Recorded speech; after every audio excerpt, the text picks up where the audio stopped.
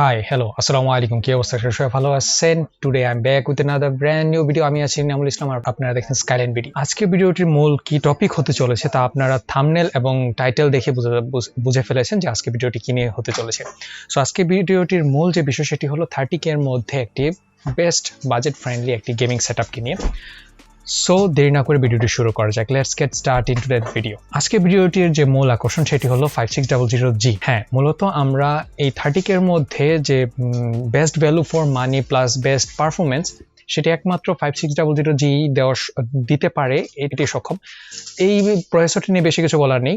এটার performance, price, এই processor নিয়ে যে পরিমাণ বিল্ড হয়েছে আমি আশা করছি যে এই 2022-23-এ অন্য কোনো প্রসেসর দিয়ে এই পরিমাণ বিল্ড হয়নি।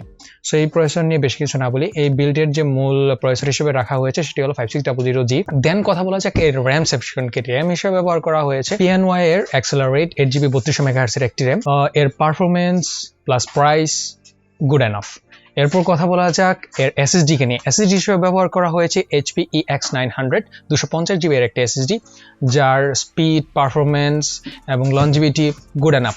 এখন পর্যন্ত আমাদের এর কোনো খারাপ বা ব্যাড কোনো রিভিউ আমার চোখে পড়েনি বা আমি এখনো পাইনি। এরপর কথা বলা যাক এর মাদারবোর্ডকে নিয়ে। মাদারবোর্ড হিসেবে রাখা হয়েছে B450MS2S এর একটি গিগাবাইটের মাদারবোর্ড, যাকে বলা যায় চিপ অ্যান্ড বেস্ট।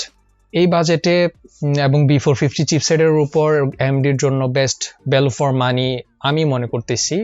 আমার নিজের প্রেক্ষাপট, আমার নিজের টেস্ট এবং বাজেটের কথা চিন্তা করলে B450MS2S গুড এনাফ। এরপর কথা বলা যাক এর কেসিংকে নিয়ে। কেসিং হিসেবে ব্যবহার করা হয়েছে বেলোটভের BT M200 এর একটি কেসিং, যা কম্প্যাক্ট, ছোট, plus airflow mesh good enough. এর সাইড প্যানেল, টেম্পারেট গ্লাস এবং এর থেকে আরেকটি ভালো যে আমরা কস্ট কাটিং করতে পেরেছি সেটি হলো যে আমরা 30K এর মধ্যে আমরা চাইলে আরেকটি আলাদা পাওয়ার সাপ্লাই নিলে আমাদের বাজেটটা আরেকটু বেড়ে যাচ্ছিল। তার কারণে আমরা এরকম একটি কেসিং যাচ্ছিলাম যেটাতে প্রি বিল্ড আকারে একটি PSU থাকবে, যার কারণে আমাদের বাজেটটি 30K এর মধ্যে রাখা সম্ভব হয়।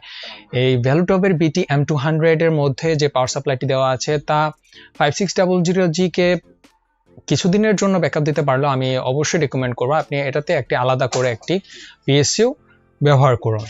এখন যদি কথা বলি যে এর বিল্ডটি কাদের জন্য, যারা নতুন পিসি বিল্ড করতে যাচ্ছেন, যারা নতুন হালকা পাতলা টুকটাক গেমিং প্লাস এক্সেট্রা ই-কমার্স সাইটে কাজ করতে যাচ্ছেন, তাদের জন্য এই বিল্ডটি যথেষ্ট পরিমাণে পাওয়ারফুল এবং বেস্ট ভ্যালু ফর মানি হতে চলেছে।